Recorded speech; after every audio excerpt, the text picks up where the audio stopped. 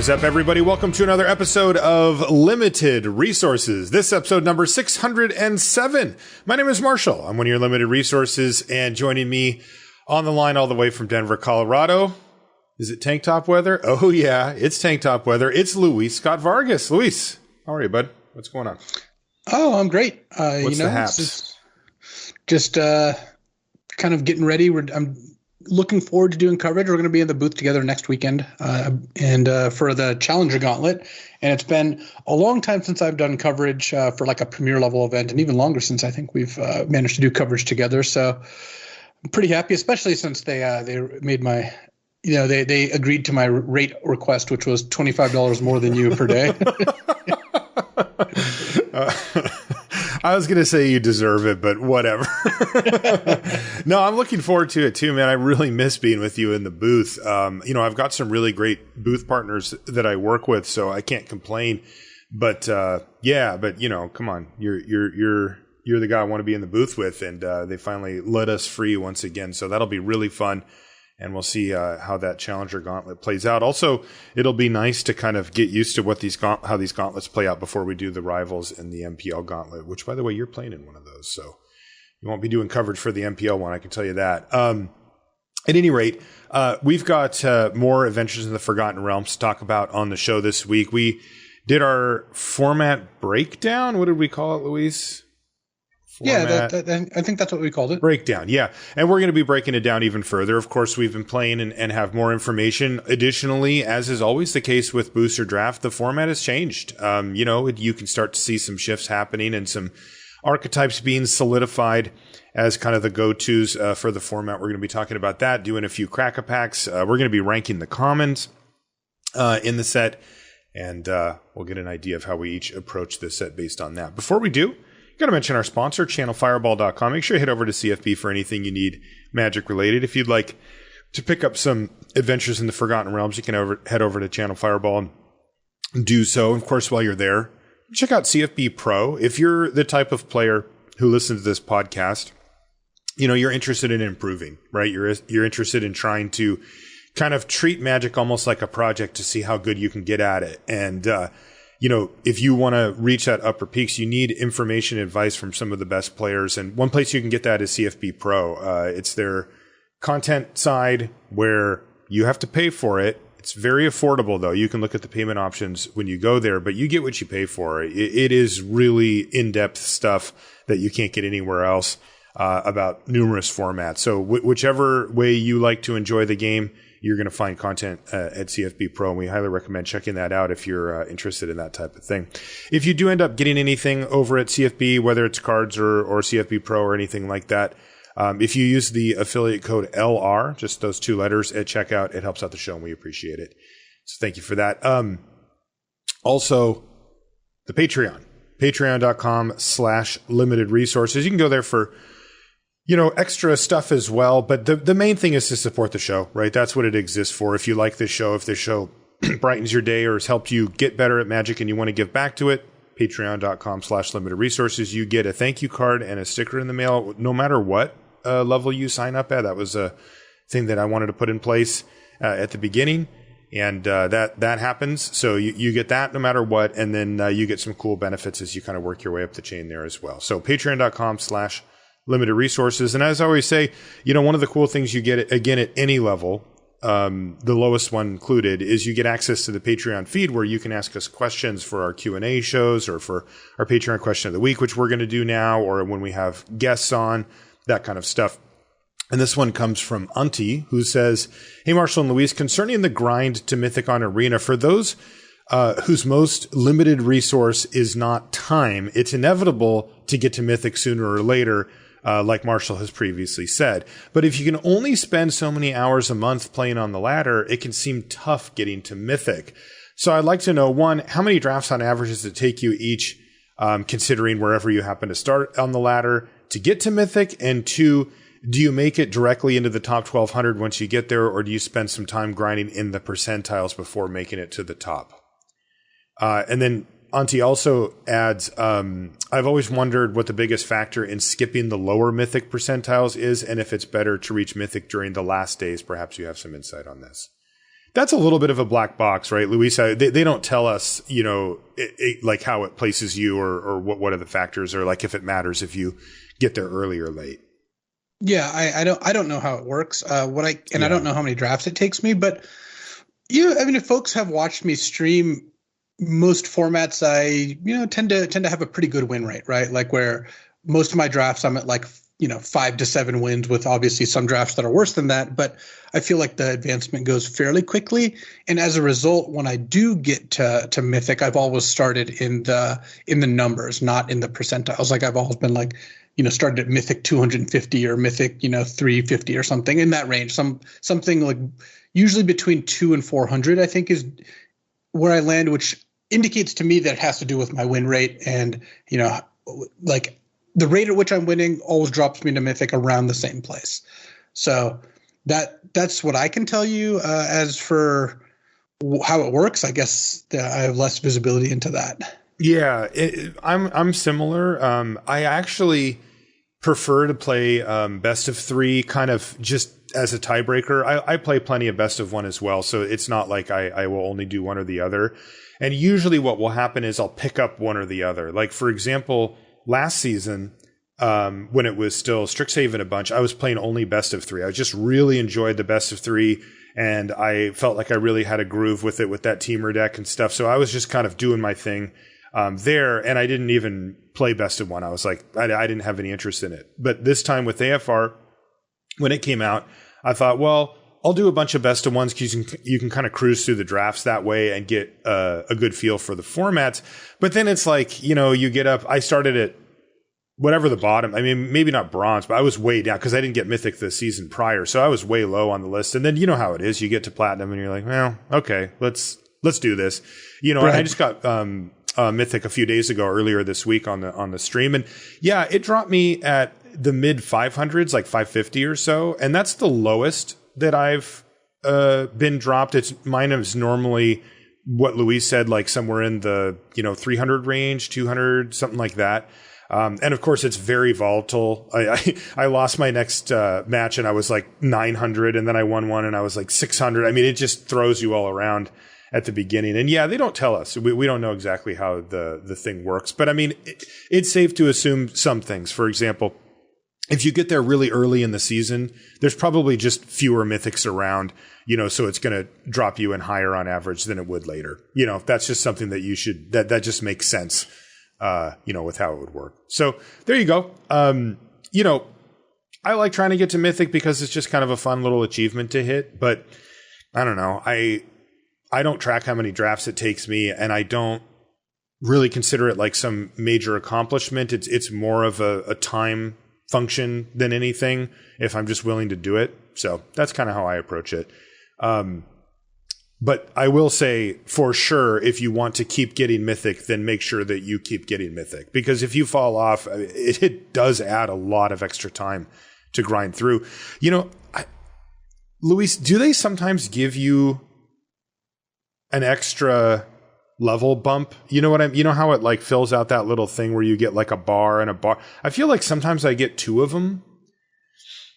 I have no idea what I don't know you're either. About. Well, okay. Well, you know how like if you're Diamond 3, right? You have to win like 5 matches to get up to the next, and it has this little bar. Well, usually when you win a match, it fills in one of those bars. But I swear sometimes it does too. I don't know. Yeah.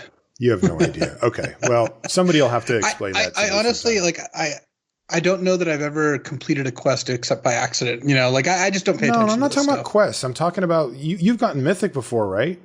No, but my point is I don't pay attention to any of those things. I just play my matches. Okay. I don't look at most of those things. So. Yeah, I apparently am in the same boat as you, since I have no idea how it works. Okay. Thanks for the question, Auntie. We appreciate it. Let's do a couple of crack-a-packs here. Yeah. We will jump into this first one. Cracking pack sounds. Faraday's Fireball. 3 red does 5. You roll a die. Sometimes it does 2 to both. Sometimes it does 2 to them. I've played this card in my deck multiple times now. You can put this card in your deck. It's just not, where you want to be here with an early pick. Ranger's Longbow. 1 in a green equipment. It has equip 3, and the creature gets +2/+1 and has reach. I never put this card in my deck. No. It's just too slow. The equip cost is too steep. Compelled Duel, 1 and a green sorcery. Target creature gets +3/+3 until end of turn and must be blocked this turn if able. I don't hate it as much as I thought I would. I think when we first read it, it was like, no, we recognize that it would, mostly turn on pack tactics, and it does. But, this format is fast enough and kind of blocking based that there is often a time where you can sneak one of these in and kill something on the other side. But again, not a card I prioritize. Agreed. Dawnbringer Cleric. This is the 1 and a white 1/3. When it ETBs, you can gain 2 life, destroy an enchantment, or exile a card from a graveyard. Playable in the life gain deck, marginal playable in just a normal deck. So clearly not a card we're taking early. Like Fireball is the best card so far, and that's not a card I've ever first picked. I don't think. Same. Scaled Herbalist, 1 and a green 1/3. You can tap it to put a land from your hand onto the battlefield. I try to never play this card if I can. Air Cult Elemental. I love you, buddy, but you didn't even make top 5. 4 blue for the 2/5 flyer, and when it ETBs, you can bounce a creature. It's just too slow for this format, which is sad because it's got good defensive stats on a flyer, but it's just like the 6 mana just is kind of a deal breaker. Fate's Reversal. This is the 1 and a black sorcery that returns a creature from your graveyard to your hand and you venture. Yeah, you ever play this card? Oh yeah, I in my black-white decks, I like having one of these for sure, and even in black-red, it can be pretty good. Like there's two main reasons I play the card. The first and most important is, do I have good creatures to get back? And like that sounds kind of obvious, but some decks just have some really good creatures. I had a blue-black deck that had like a Mind Flayer in it, and I'm just like, yeah, I'm pretty interested in ways to get more Mind Flayers. Yeah, right. And this can help. That's a creature they want to kill. And then if you care about venturing, if you can make the venture part into like a solid half card or more, then this card becomes a very good deal. So not a card I want to take early, but it's definitely a good card. Yeah, and make sure you limit how, playing 2 of these is already getting into kind of sketchy territory where you have a little bit of setup costs and it doesn't affect the board directly. And, so you got to be careful. But I like the first Fate's Reversal quite a bit too. Kick in the Door. Thought we'd be playing this, but I never do. It's red sorcery, put a counter on a creature. That creature gains haste until end of turn and can't be blocked by walls, and you get to venture. But I never play it. I never see anybody play it either. Yeah, I thought this card was going to be better than it is. It does enough stuff that it looked like it might add up, but it's just tricky to find a deck that wants all the stuff it does. If you did, then yeah, probably good enough, but I've only played this card once, and it was fine, but it was like a red-green deck that had a minor venture theme, so I cared about that, plus was aggressive. But that's just like very rare to come together that way. Yeah, because when you think about it, if red just doesn't have a strong venture thing going at all, so it's like you get a scry 1 or gain a life or something like that off of it. It's just not quite enough. Here's a card, Minimus Containment, 2 and a white, enchantment aura, enchant non-land permanent, becomes a treasure. Yeah, this is the pick right now. It's a fine playable. It is, yeah. I found that the flexibility on non-land permanent is actually pretty important. There's a lot of equipment that people play. There's even, if they have a planeswalker or something, you can nail it. And there's some big-time payoff style artifacts that it hits in addition to, of course, just normally hitting creatures, which what it does, 80% of the time plus. Next one, wow. 2 good white commons here. 2 of the best, in fact. Priest of Ancient Lore. 2 and a white, 2/1. When it ETBs, you gain a life and draw a card. Yeah, I like this one more than Minimus Containment just because it does such a good job of being a good value card by itself, right? Because it already gains you a life, draws you a card, replaces itself, all that. But it works with the life gain theme. It's good at holding equipment. Like I'll play this in red, white aggro and be very happy with it. It's just a good card that also has synergy. So really hard to turn that down. And right now I'm taking Priest of Ancient Lore over Minimus Containment. Yeah, it is funny when you see them right next to each other. Priest looks pretty good. Doesn't need any help. That's the main thing. Rust Monster, uncommon. This is our first uncommon. It's 2 and a red, 2/1 first striker. You can sacrifice an artifact to give it +2/+0 until end of turn. Yeah, I really like Rust Monster in my red decks for sure. I would take this over the Priest. I think it's comparable to the Priest of Ancient Lore, and red is a decent amount better than white. So okay. I like starting on Rust Monster. Interesting. Would I take it over Priest or Minimus Containment? Next is such a good card in play, and it takes just 1 treasure before it becomes effectively unblockable, and they can't attack. Right. Yeah, no, it is. And it also stacks well with other first strikers on blocks. I've had that happen where I had 2 of these or something else. White Dragon, 4 white for a 4/4 flyer. And when it enters the battlefield, you tap target creature an opponent controls, and it doesn't untap during its next untap step. There it is. I am not that impressed with the White Dragon. Yeah, it's just fine. It's expensive enough. I'm still on Rust Monster or Priest of Ancient Lore, honestly, over White Dragon. I just don't want to start by taking a 6-drop. Right, that's the thing. I like White Dragon as a card. It's totally fine, but I would take Priest or Minimus Containment over it in its color. And those are both common. So it's just, you just have to prioritize stuff that matters on the ground early. I would play a White Dragon in my deck, though. Like, I would play one of. Totally. Yeah. Next is Burning Hands. This is the 1 in a red instant. It does 2 damage to a creature or planeswalker, but if that thing is green, it does 6 instead. It's a nice one. Yeah, it's solid. I think I would take Burning Hands over a Rust Monster. It's going to kill their 2-drop in any matchup pretty much, and then when you play against green, it's like, boom, roast your Lurking Roper or whatever that they played. Oh, yeah. Yeah, that card can do serious work against green for sure, but even then, like you said, it'll pick off pretty much anything small. Yeah, this is a really interesting pack. Boy, it gets a little less interesting at the top, though. Varus, Silvery Moon Ranger, 1 GG for a 3/3 with reach, secret reach, if you will, and ward 1. And whenever you cast a creature or a planeswalker spell, you venture into the dungeon. And whenever you complete a dungeon, you get a 2/2 wolf. Card's sick. Oh, yeah. Card's fantastic. Yeah. I mean, you're just not taking any uncommon or common over Varus here. No, I just take Varus. Certainly not out of this pack.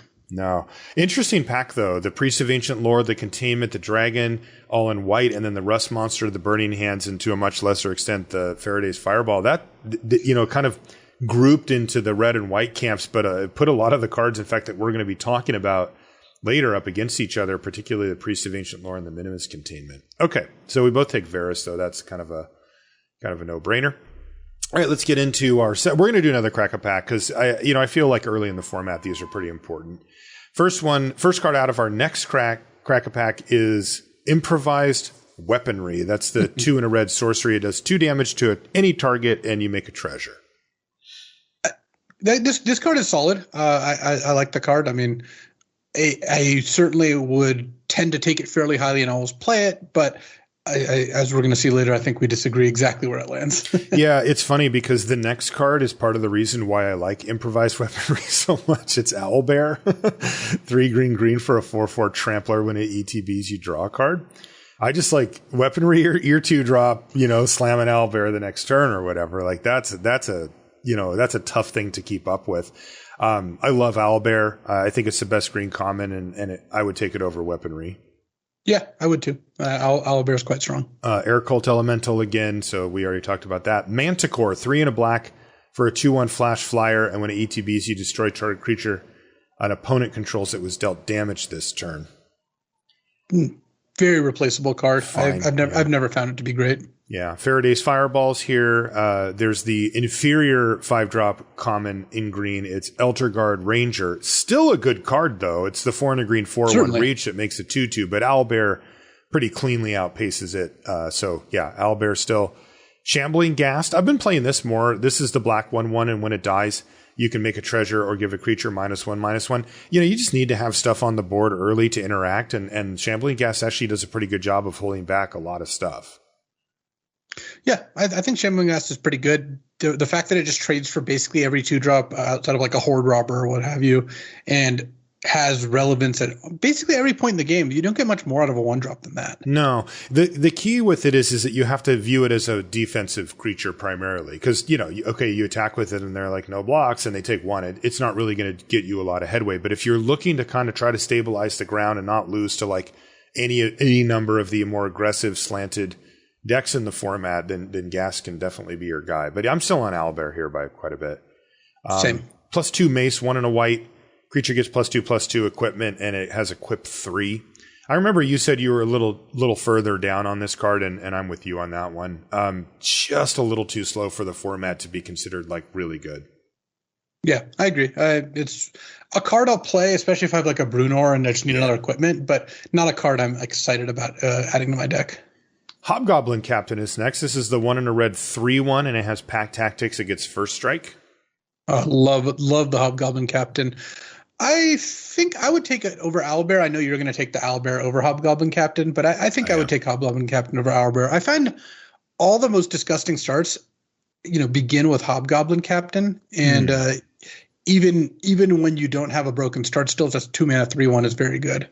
Yeah, it's funny because you can start to see how our mentalities, right? Like I want Owlbear and Improvised Weaponry, and you want Hobgoblin Captain for the kind of, run you over start, right?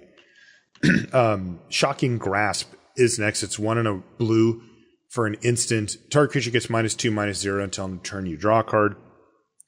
I mean, on the list of mediocre blue commons that is the top 5, Shocking Grasp isn't even close to that. So that about covers that. Uncommons, Barrowin of Clan Undur. This is the 2 white-black 3/3. When it ETBs, you venture.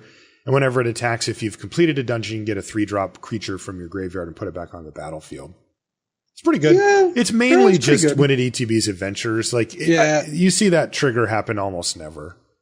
It's basically like a veteran dungeoneer, right? The 3/4 that ventures on ETB, but it's a lot more threatening in the late game, and your opponents tend to go to a greater length to get rid of it. Mm-hmm. So I do think it's better than that, but not by a crazy amount. And I think both Owlbear and Hobgoblin Captain are better than taking a gold card here, because this gold card's not worth committing to 2 colors. It's crazy how close Barrowin is to the 3 and a white 3/4 that ETBs, because you get an extra toughness and it's easier to cast. Those count, right? Especially when the you're trying to be kind of defensive in this deck, because usually the venture deck kind of tries to set up shop with like Shambling Gas and then into these type of 4-drops. And then after it's kind of done the dungeon thing, it's generated enough advantage to pretty easily win the game. But you have to be alive, right? Like you have to not have had to chump block or lose your creatures to removal to make it work. We got another Burning Hands here at Uncommon. So that's pretty good. I'm assuming you have it above your beloved Captain. Yeah, I would take Burning Hands over Hobgoblin Captain. I think it's too efficient, and the upside is just too big to pass up. So right now you're on Burning Hands.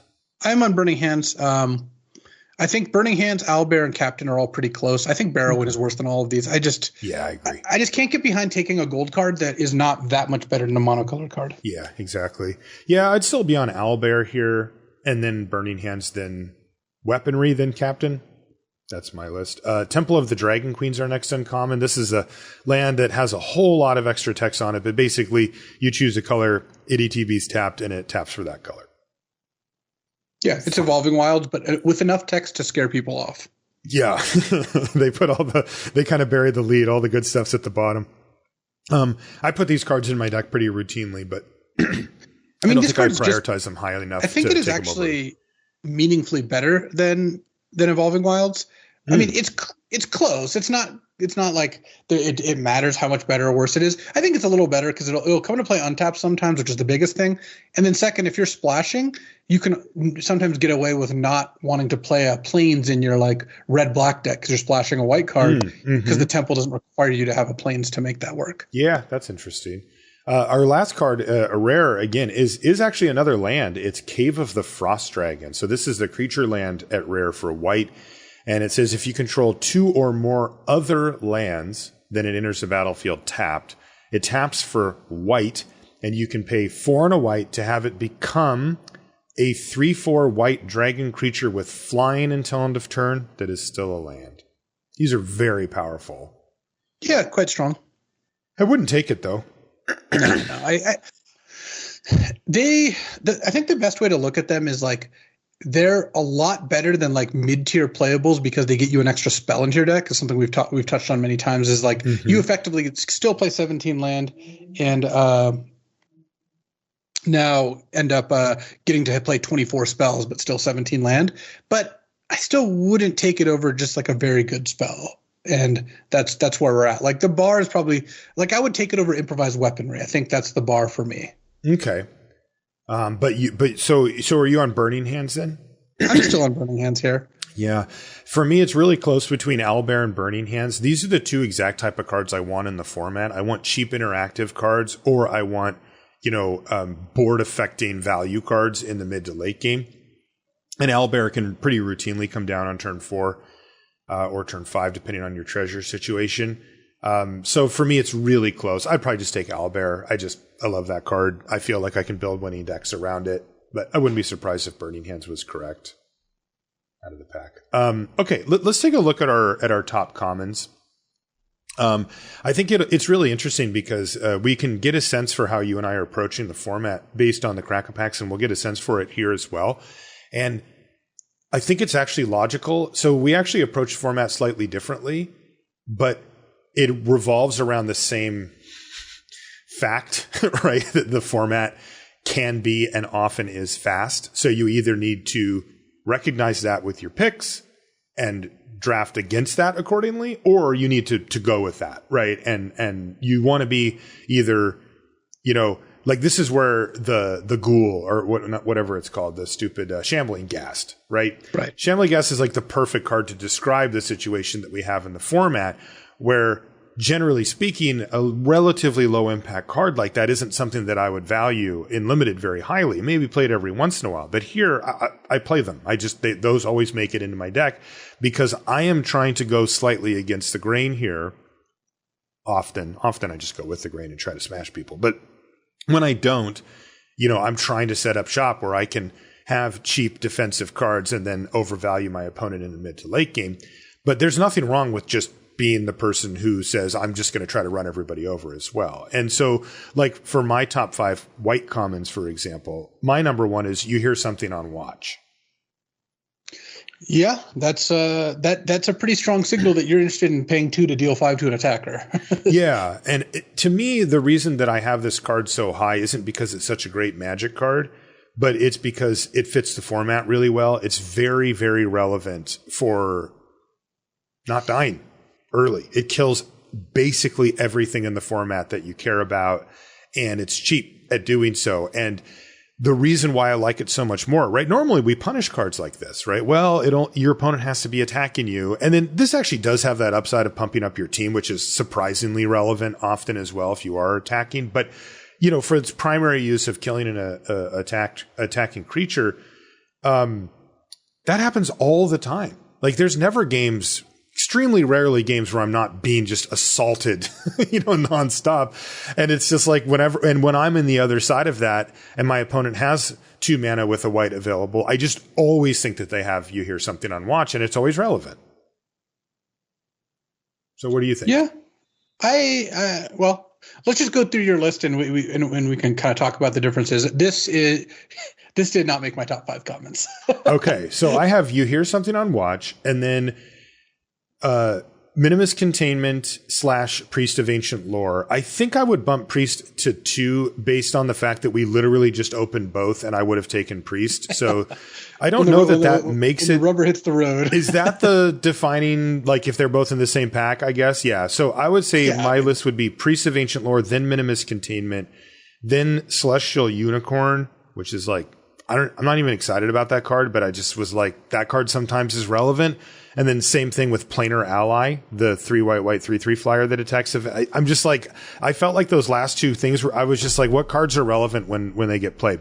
The one thing I would change though is I would swap out the Celestial Unicorn and just take it off the list. And because I actually just forgot about the 3 and a white 3/4 that ETBs in Ventures, and I would put that in there. So that's my list. Right. So your list, just to be clear, is deal 5 to an attacker, the 2/1 cantripper that gains a life plus a removal spell as like your 2 and 3, and then the 3/4 that ventures and the 3/3 flyer that ventures. So like, or the unicorn, whatever. But mostly like we're talking removal. A kind of like the 2/1 gain 1 draw card is good for anything. So that's just a good card. Speed bump. But then 2 like kind of slower venture cards. Yes. Okay, so that gives you gives us a good idea of like how you approach the format. My list has 3 cards on it that didn't make your top 5. The best white common in my estimation is Steadfast Paladin, 1 and a white, 2/2 lifelink. What? Because that's stupid 2/2. I don't care about that card. This is great, but Marshall's definitely a showman because we talked about this before the show. This isn't a surprise to you, but good job selling it. No. I said the same thing I said then. You did actually say the exact same thing before. I just really value 2-drops in this format. I think that you need to have a play on turn 2 to give yourself the best chance to win the game. And the reason I like Steadfast Paladin so much is not only is it a good 2-drop, like just by itself good on turn 2. 2 mana 2/2 gains you 2 life even if it trades. If it hits you twice, you gain 4, right? That's just great. It works really well in the life gain deck, and it works really well if you can pump it up, which is like the equipment deck or any sort of pump spell or getting a +1/+1 counter off of like venturing. It just does all the things I want it to do in my estimation of this card, which they print in most sets. Like half the sets have this exact card, right? At this point, it seems like they have they had the Glory Seeker or whatever. It was like the play on Glory Seeker. I don't remember what the name was, but exact same card in Kaldheim, and it was also pretty strong. Yeah. So I like Steadfast Paladin there. My second and third are the same as you. Priest of Ancient Lore, Minimus Containment. I think they're just really good value cards that this is about where I want to be with them. And then I have Arboria Pegasus, the 4-mana 2/3 flyer that ETBs and pumps and gives flying to another creature, because I find that this thing is just not only a good way to get attacks going, but also it's a 2/3 flyer, so it wears equipment pretty nicely as well. You can often just set up a really good turn with this, and you know what? It works nicely with Steadfast Paladin or any other creature that has a good on hit or lifelink or any of those things. And then my fifth is Dwarfhold Champion, is just like a 2-mana 3/1 that if you equip it, it gets +0/+2, just as like, again, another 2-drop and something that works with equipment. Plus it's good with pack tactics if you end up in a deck that's like trying to do that. Like this in red-white, great because of equipment, but also it just makes your Hobgoblin Captains or what have you do the thing you want them to do. So very different lists. I will say that like once you get past the top couple of cards, like it doesn't matter whether Dwarfhold Champion, Planar Ally, Celestial Unicorn, or Arboria Pegasus are your like third or fourth place cards, because you're not really going to take any of these cards first pick, you know, assuming that the packs aren't just garbage. By the time either of us is interested in selecting a Veteran Dungeoneer, a Planar Ally, or a Dwarfhold Champion, we'll just know what deck we're in to a greater degree, because most of the time I think like as much as you like, you know, a Veteran Dungeoneer, you're not going to take it over Dwarfhold Champion if you're in red-white. And even though I think Dwarfhold Champion is like, I have a little bit higher priority, or Arboria Pegasus, I'm still going to take Planar Ally if like I'm in black-white and, you know, want more venture cards. So it's really the top couple that really show a difference. And you like 2 mana kill an attacking creature, and I like 2/2 lifelink.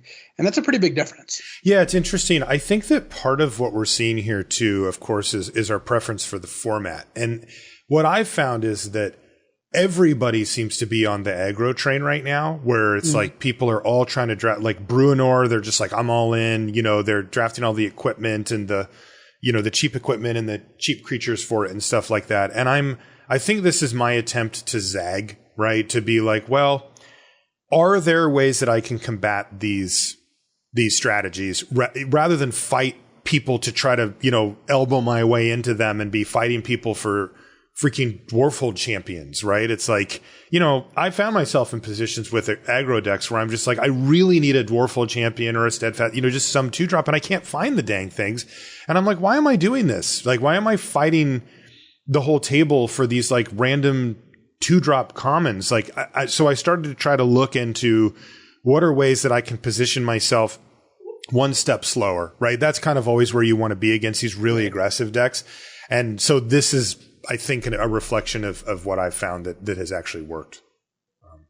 But again, I mean, it's always tough because it's not like I don't draft. You know, man, half the decks I draft are aggressive. You know, they're pack tactics decks or ones that want to go. I haven't really found a groove with the red-white deck particularly, but that's like the only one that I just feel like is overdrafted and I can never really get my hands on.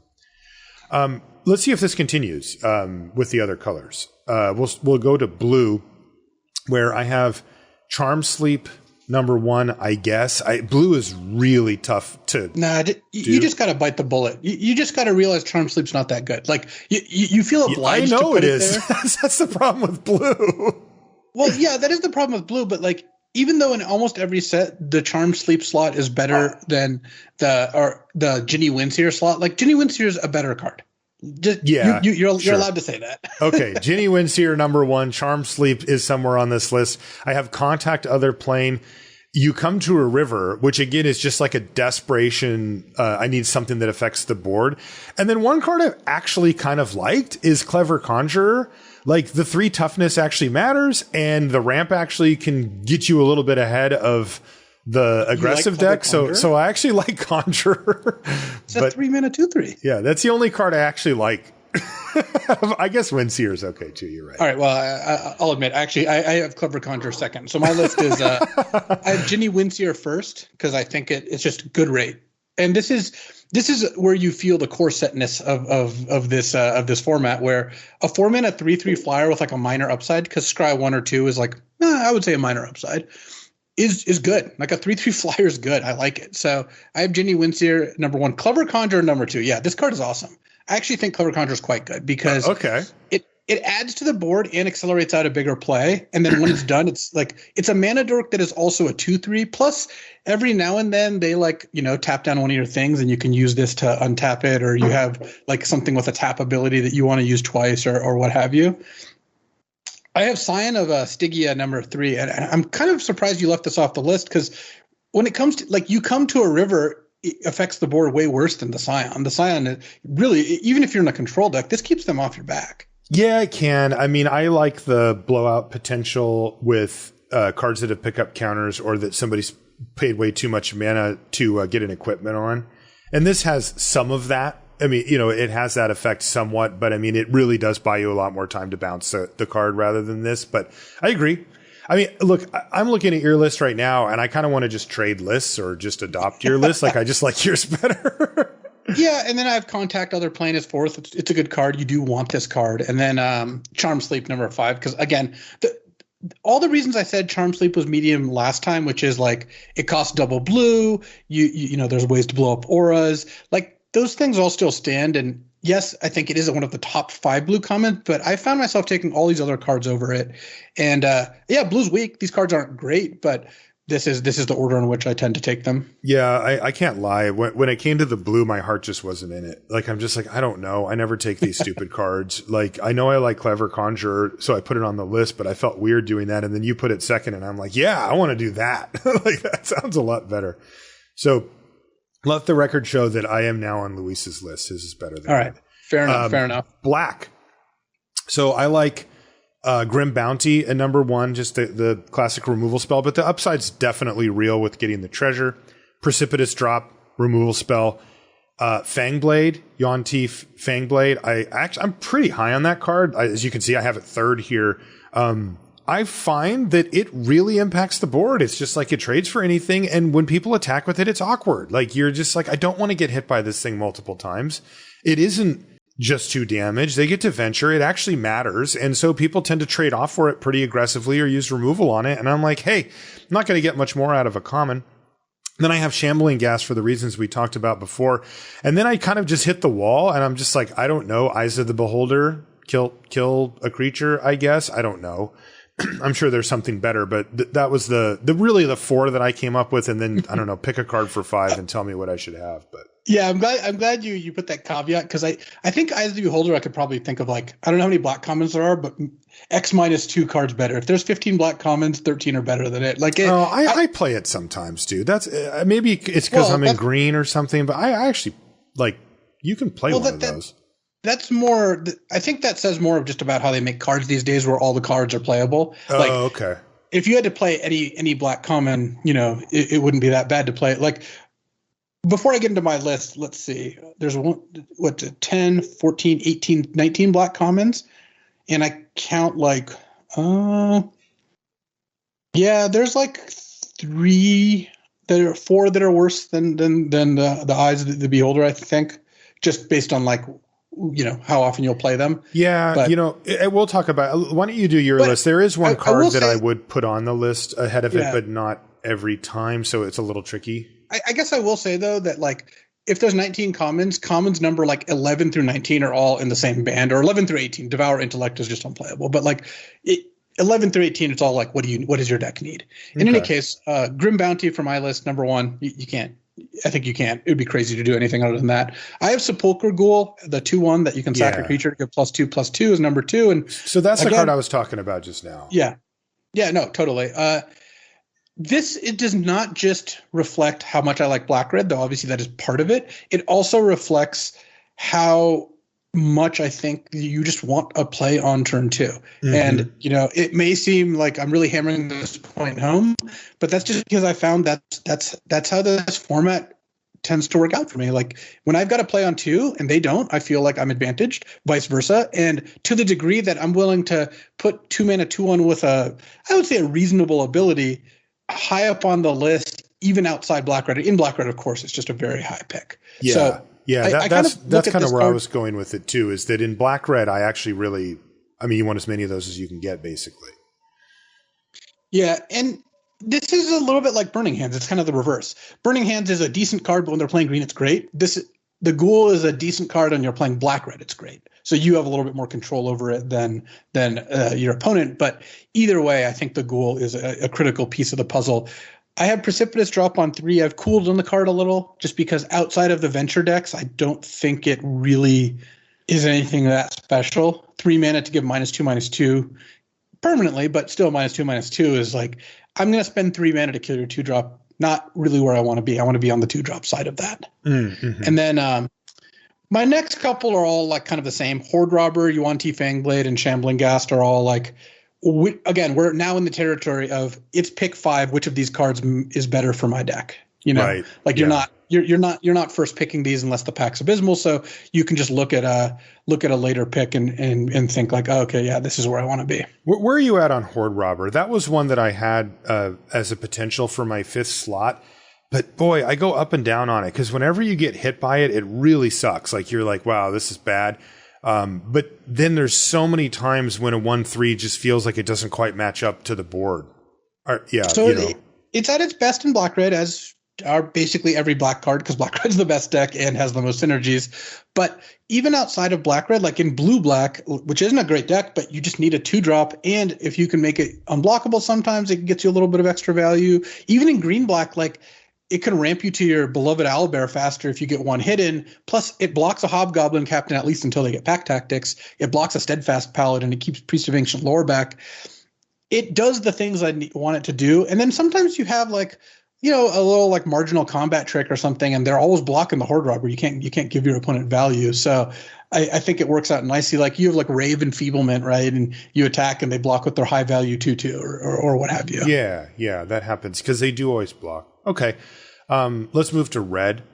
Number 1 common, I think, just straight up, is Dragon's Fire. Yeah. Not just in red, but in all of them. Dragon's Fire is perfect, right? It's just exactly what this format needs. Early interaction that kills effectively everything you care about. And then I have Improvised Weaponry. I find that there are plenty of 1 and 2 toughness creatures that I really want to kill, and I really value the treasure from Improvised Weaponry to get me to the mid late game a little sooner. Hobgoblin Captain.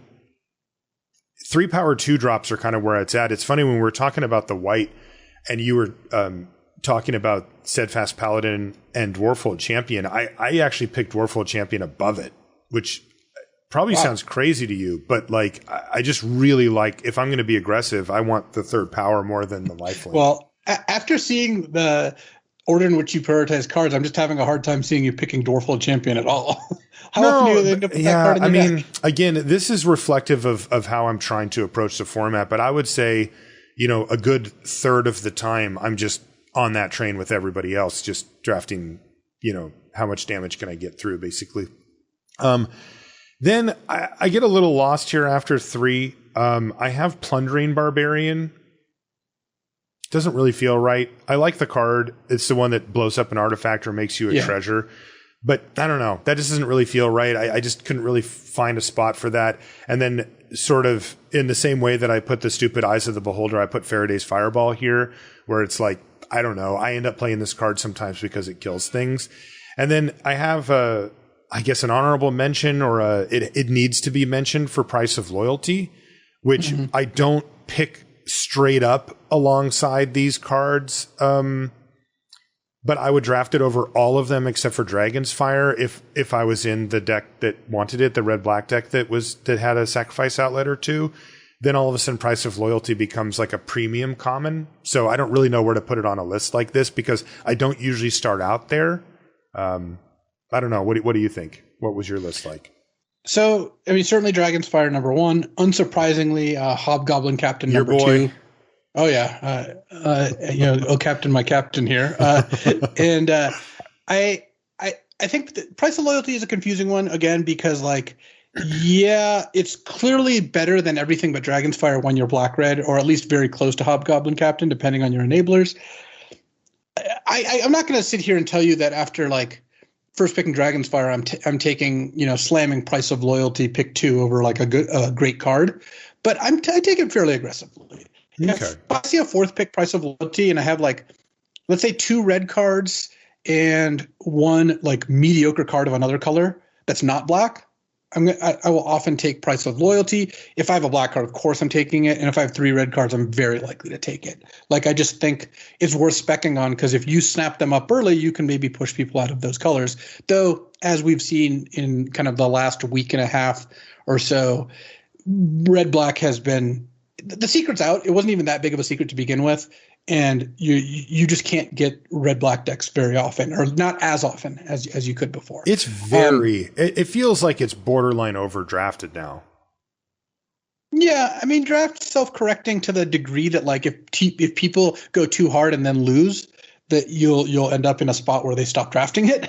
But I do think that right now it's harder to get into red black than it has been at any other point in the format. Yeah, it's hard. It's hard to gauge that though, right? Because you said if they go too hard, then they lose. But like I think what the loss looks like is they tried to be red black and then it wasn't there, and then somewhere in the middle of pack 2, they finally resigned themselves to red with another color, black with another color, and they have a really kind of not great version of that deck, and then they lose, but it wasn't actually red black that lost, so it's a little hard to track, Yeah. And so after Price of Loyalty, which again I have kind of 3rd with an asterisk as you do, I have Hoarding Ogre. I've really Hoarding Ogre. That's what I want to set a Faraday's Fireball. I knew you like that guy. Yeah, also, I like Hoarding Ogre. You're playing this red-green Owlbear Hill Giant Herd Gorger deck. Tell me you don't like Hoarding Ogre. No, I love the thing. I rolled a 20 on it on my stream too. I was like, give me all the treasure, yeah. And then Plundering Barbarian, but that kind of falls into the camp of like Improvised Weaponry, Plundering Barbarian, Faraday's Fireball. What does your deck need at this point in time? Right. So okay, so we're actually fairly well lined up on red as well. And holy crap, Dragon's Fire, man! You just like Improvised Weaponry a lot more than I do because you're looking to cast. You're just obsessed with this red-green deck that casts owlbears, and I'm looking to curve out. Which look, I also like 2 and 3 mana removal spells too, though. Oh no, of course you do. I understand that. Yeah. It's funny. Like if you've watched me draft on stream, I've drafted a lot of aggressive decks because I think that's where this format's at. I've always found it amusing how much people think I'm incapable of drafting an aggro deck. Like you're incapable of drafting an aggro deck, but like I'm not incapable of drafting an aggro deck. I do draft aggro decks. I don't prefer them though. I will say that. When you hear something on watch as your best white common like that you're putting your flag, you're planting your flag there. Like I am. Don't back off it now. Just own it. No, in this format, I am saying I would rather be going against. No, you're right. Just this format, no others. No, I don't think in most formats you hear something on watch would be my number 1 white common. It took me a long time to kind of get my head around that. That's the card I actually think about the most. But okay, let's do green.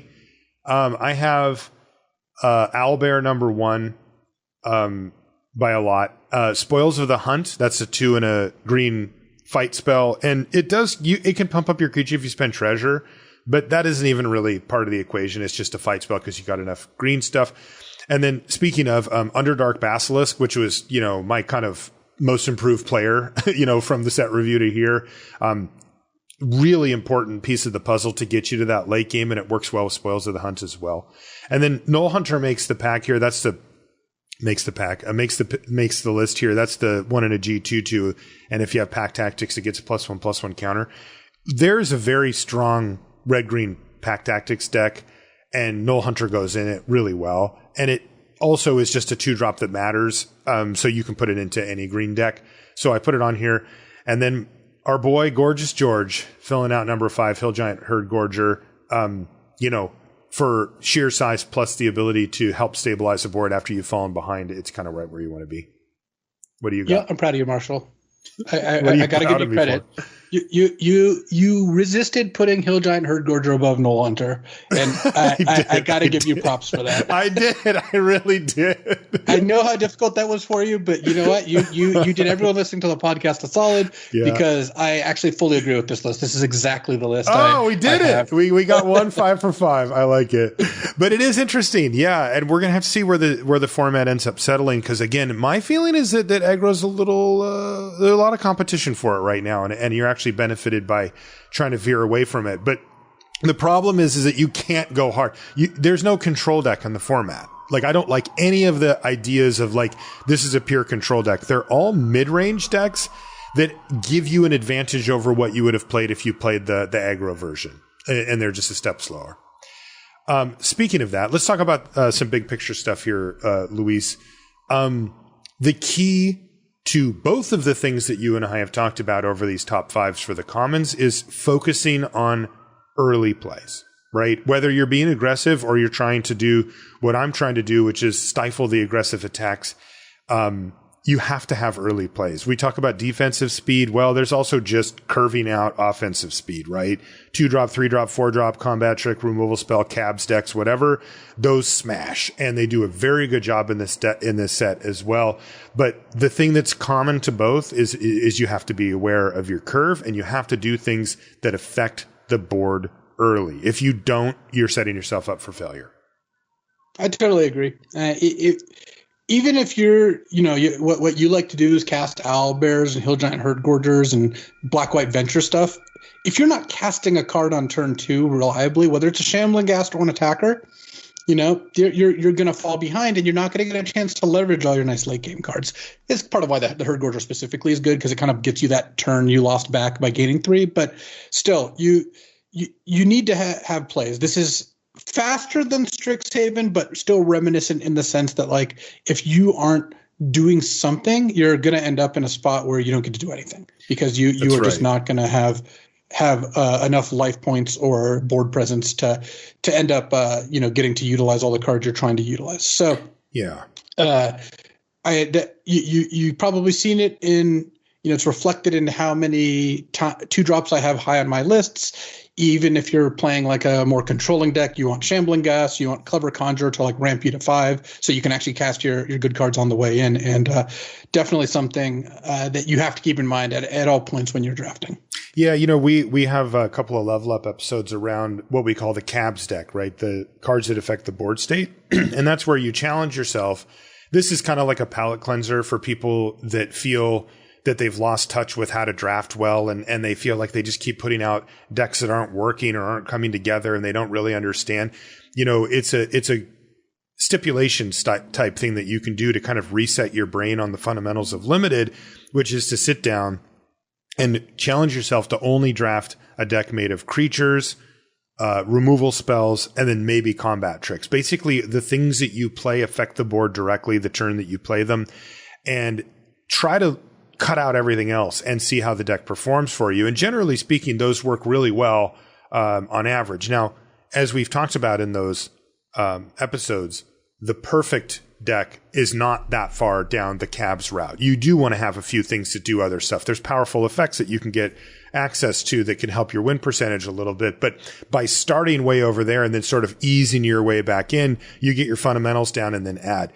In this set, you want to be towards that end of the spectrum. You don't have to be 100%. Again, you want to still go for optimal, but you should be always wary of cards that don't affect the board, even if you would normally consider them good.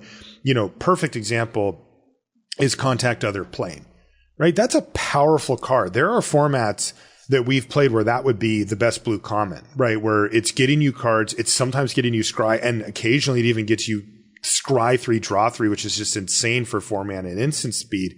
That's the kind of card that can break open a game that's stalled out. And here, we sort of begrudgingly put it on our list, but it's not where you really want to be. You spend 4 mana. That doesn't affect the board. You are asking for it. Now, that doesn't mean that you don't play cards like this. It means that you're very aware of each of these type of cards that you put in your deck and that you don't overdo it. So that's kind of the broad strokes here, right? Make those early plays and then make sure you're very aware of cards that don't affect the board and really scrutinize those before we put them in. But that segues me into a question I have for you, Luis, which is the blue problem here, right? It's somehow even lower than before. Like after we talked about it on the show, I drafted for the last week. And now it seems like people are really, really off of blue. I mean, I've seen packs with 4 blue cards left that were all playable. Like those are the last 4 cards in the pack. They're all blue and they're, it's a clever Conjurer and maybe a crappy, a Scion and then maybe even the card draw spell or something like that. And you're going, wow, people just hate blue right now. I got past the dragon, the mythic dragon, Imrith. It's just like people just don't want to touch these cards right now. Okay, fine. We've recognized it. We talked about it. We all know that. Is there a way we can take advantage of this? I mean, this isn't, you talked about it before where blue isn't so much worse like it was, like we've seen a few examples of in the past. Is there a way we can maybe go against the grain a little and take advantage here? Or are these cards just too bad? You know how we have kicked off, we usually kick off the color balance discussion. It's like, oh, well, it's not as bad as green in Battle for Zendikar. Right. Yeah. Blue's kind of edging towards Is it getting there? It just feels like it's hard to win with blue.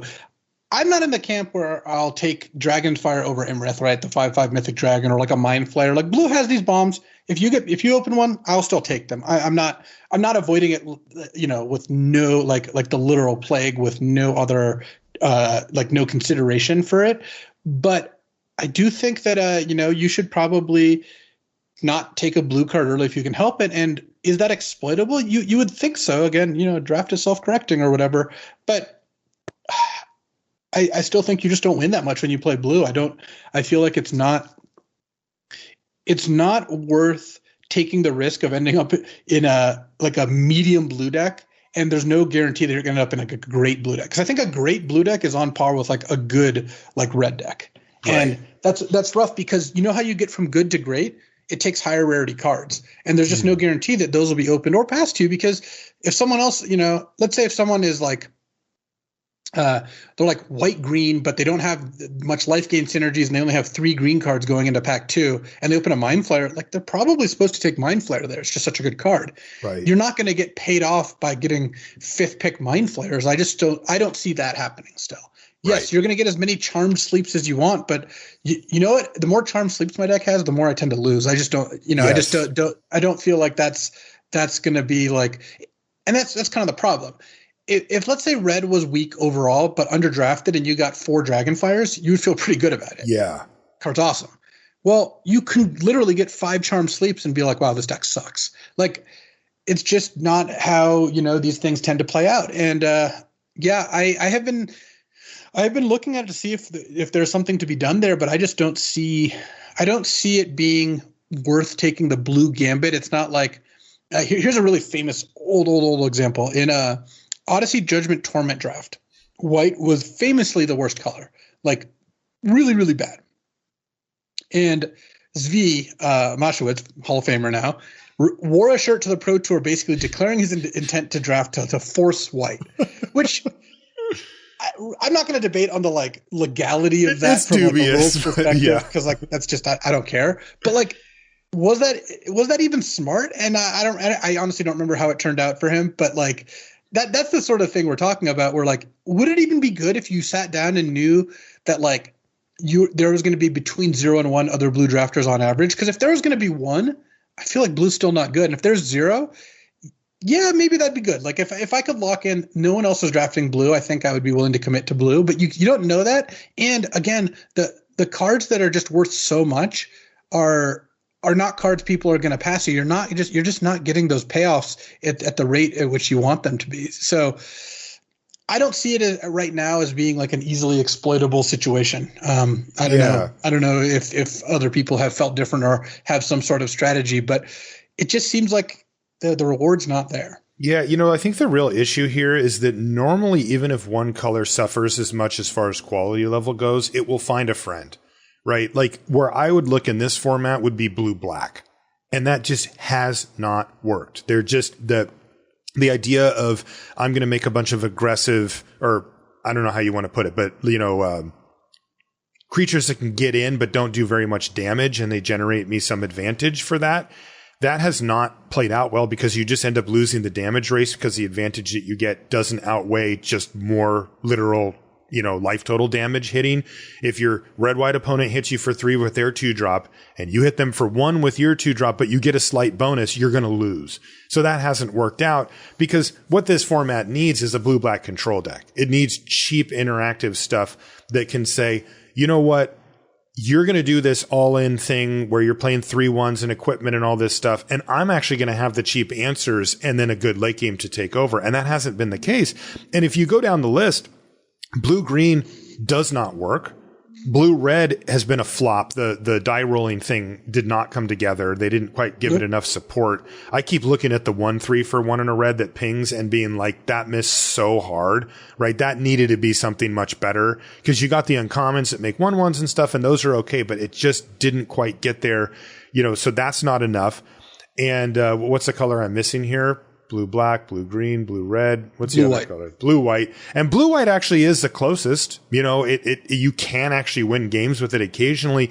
But again, it doesn't just come together. It's not just like, oh, yeah, I'm facing blue-white. That happens all the time.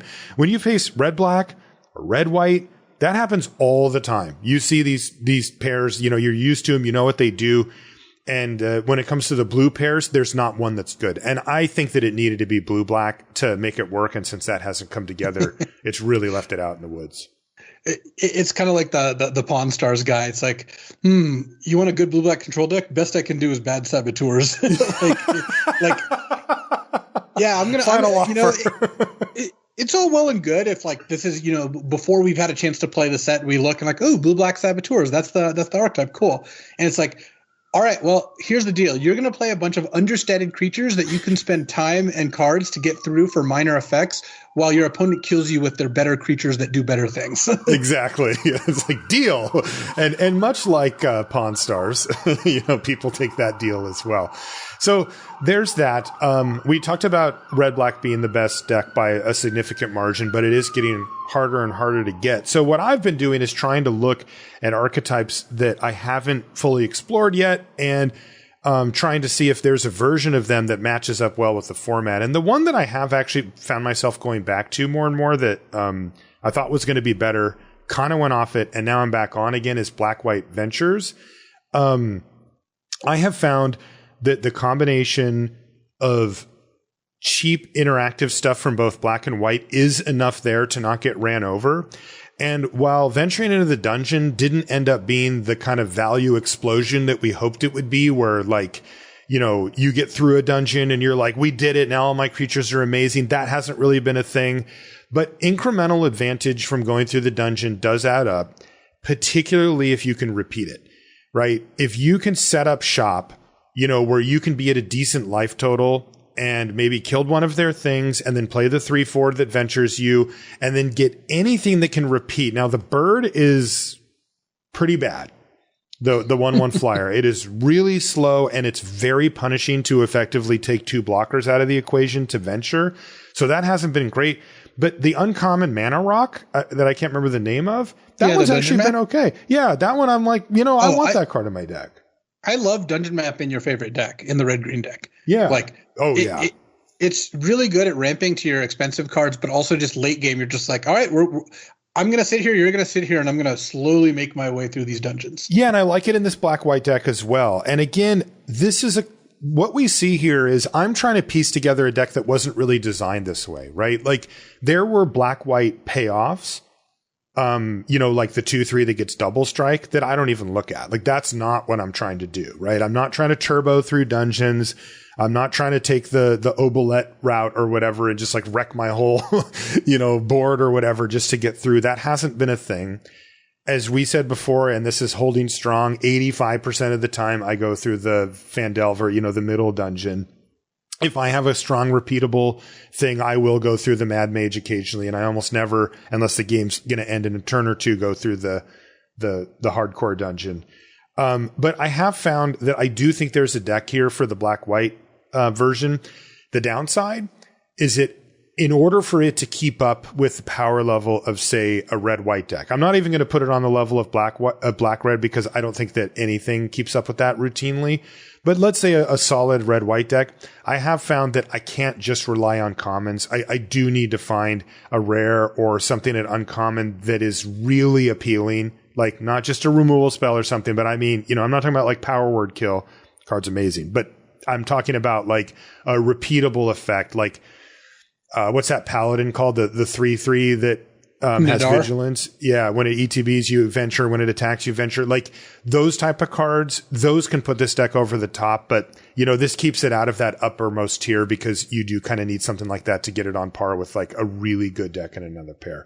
But this is the process that I go through now, is trying to look at what didn't really work at first, but maybe has some stuff that matches up with the format. And this does. Like, look, if you have an opening hand and it has the 1/1 ghoul. It has you hear something on watch, and it has like any of the ETB venture things. Like you're going to get to the mid game with a hand like that. You're not going to get ran over. And this deck does have mid range to late game range on it, if you will, if you have any type of repeated effect. Again, It needs a little bit of a bump here or there, but it's pretty good. And this is what I would encourage you to do at home as well, is to look around for re-explore different archetypes that maybe you've left behind and see how they fit up against the current preferred decks. Yeah, I think black white can be a pretty sweet deck, and it is nice that it's a little bit of a break from the really assertive decks that are just like trying to beat you down. Yeah. And it lets you use a unique set mechanic, which I think is pretty good. And yeah, if those colors are open, it can be good. One thing I want to note about Ranger's Hawk, I agree it's not good in black white. It just hasn't panned out that way. I still like it in red white because you can still equip it if you've got some power boosting equipment. And then if the board stalls out, it's a good way to kind of get some work done there too. Yeah, it has been much better there. And I think the lesson to be learned from exploring these archetypes that are, on the cusp of being a deck that would be quite good, but they're kind of in that next tier down, is you're really benefited to understand them before you do like an important draft or a draft that you really are trying to do, because once you do, then you'll recognize when it's open. And I'll take a good black-white deck against anything. I think it really does have all of its bases covered. I don't think that it's the best still, but that's the type of thing that if you haven't ventured into that particular dungeon, you won't know what it's like when that deck is open and how to pick up the cards and stuff that make it work, because there's a lot of unintuitive stuff. You'd think you just take everything that says venture into a dungeon and everything that cares about having ventured into a dungeon, and that is just straight up not true, right? In this format, as a good example. Anything else before we take off here, Luis? No, I think that does a good job covering it. Yeah, I've been still enjoying the set. I do have the creeping suspicion, though, that this one will fall off my interest radar a little sooner. It does. I actually didn't recognize how course set it was going to feel when it first came out. I thought, once I saw the dungeons, I thought, oh, okay, they're just doing an expert level set here. It's just basically core sets don't exist anymore. But that wasn't true. This really does feel like core set with a little bit of a bump. And sometimes those get a little flat a little sooner than some of the expert level sets. But we'll see. Sometimes I say that and then I end up playing these core sets forever anyway. We'll have to figure it out. Let's call it a show there, though, Luis. Let us know on social media if you'd like. I got all the messages and stuff from people trying out the red-green deck that we talked about last week and showing when they were trophying with it and stuff, and that was sweet. And I'd love to see what's working for you, particularly stuff that's off the beaten path. Like if you show us a really great red-black deck, it's like, okay, like that, I'll give you a thumbs up. I mean, that's cool, but like that's kind of a known quantity. But if there's like maybe you cracked blue-white dungeons open or something like that, and you found a really sweet build for it, I'd love to see that, because this to me we're now very much in the thick of the format where things are going to start popping up that we weren't aware of before as people adjust to the most popular ones. If you want to do that, by the way, I'm Marshall_LR and Luis is LSV pretty much everywhere. If you want to find out more about the podcast and our streams and all of the various stuff that we do, you can go to lrcast.com. That also has all the episodes of the show. So if you want to go back in time, you can listen to old episodes, set reviews or even sunset shows from sets that you're going to draft that you haven't before can be useful. And they're all there. And of course, our level up shows and stuff as well. And I want to mention our sponsor once again, channelfireball.com. Really just anything you need magic related, CFB is going to be the place to go for that. And they've kind of got a one-stop shop set up now with the content and then the extra bonus stuff that you can get there as well. And of course, magic cards and apparel and supplies and all that kind of stuff. So we do encourage you to head over to channelfireball.com for all your magic needs. And if you do pick up something, use the affiliate code LR. We really appreciate it. That's going to do it for this one. We'll see you next week. So every couple months I want to update you on kind of how our D&D campaign is going, especially since we're in the middle of the D&D Magic. What better time? Yeah. Also, I've got to say, if you've never played Dungeons and Dragons, it's such a cool game. It's got a lot of depth and nuance and complexity to it, but at the end of the day, I think what's appealing about Dungeons and Dragons is very similar to what's appealing about Commander for people who play Magic, where you get to construct whatever experience you want. And it takes some maneuvering. It takes some, discussion with your play group, and you don't just get there for free or whatever, but that's also true of any kind of social activity. And I think the group that we play with is awesome. So where the characters are at right now is, I ran a live campaign for the folks here in Denver. It's actually, funnily enough, the Tomb of Annihilation, the exact one you're going through. That's a real thing. Yeah. These are all real campaigns. All the things the same, like that they fought the Atropol at the end, and so the Tomb of Annihilation is very accurate. And at the end of that campaign, they encountered like an evil altar, and a bunch of the people in the party, well, a couple of them, decided to sacrifice someone's soul, one of their captive's soul, to the altar. Extremely evil act. They are now evil characters, and they became their patron is Grazit, this demon lord. He's one of like the demon princes, right? Okay. Then so the campaign kind of wrapped there, and we haven't played it because we couldn't meet because of COVID. So it's kind of been on hiatus / it's at a good stopping point, though I think we're going to pick it up at some point. Okay. Cut to now, I'm running this online campaign, and we've got, Raptor and Gabby, and then like, Squirrel and Mully and my brothers are playing in it. These are like some of our Twitch mods, then my brothers. And these characters are very high level. They're like 14th level, which is quite high. And then they've gotten to a situation where they traveled down to the abyss, effectively hell, and are and encountered Grazit, the same demon lord. He's again a very important figure in D&D. And as they're confronting him alongside one of the angels, like that, their mission is to destroy the Book of Vile Darkness, which is again in this set, right? They did a very good job of kind of giving the right D&D flavor. He says, "Oh, you outnumber me. I guess I've got to summon my own reinforcements." And he summons the old characters from their original campaign. What? Because they had sold their souls to him. So that's funny. And that's kind of where we stepped off. I actually tweeted out a picture of it on Twitter. So going into the next session, they're going to fight like Gabby and Josh McClane's, old characters who have all, sold their souls to this prince. And I've been setting this up for a long time. I'm really glad to see it come to fruition. And I like tying the two campaigns together. It's not even all the same people or anything, but in a previous campaign, this is what happened. So I decided that connection was gonna lead to this encounter. So are you going to control the character, the old versions, or how does that? Yeah. So I'm the DM. So I run the back. So you should get some guest appearances. Yeah, that would be funny. But are they going to be like corrupted versions of? Well, they got demonic boons that they gave them special powers when they made their deal with the devil. All right, you don't make a deal with the devil to not get special powers. So I'm really looking forward to it. It's really come full circle, and it also has highlighted how broken Gabby's old character was. She actually got a spell banned, which is funny because you don't usually think of that, but actually, funnily enough, it's the spell Counterspell, which in D&D it does exactly what you think. It's like a reaction that counters a spell. As it's like they cast a spell, you can just counter it. You have to make a roll, but her character's optimized to make those rolls. We ended up deciding to ban it in this campaign because we decided it wasn't fun. And that's, again, you get to sculpt whatever experience you want. But the funny thing about it is her old character has Counterspell because it wasn't banned in that campaign. So it's actually going to be kind of an unfair fight in that regard. But I'm really looking forward to it. I think they are too. And D&D is awesome. I cannot highlight how much I love D&D.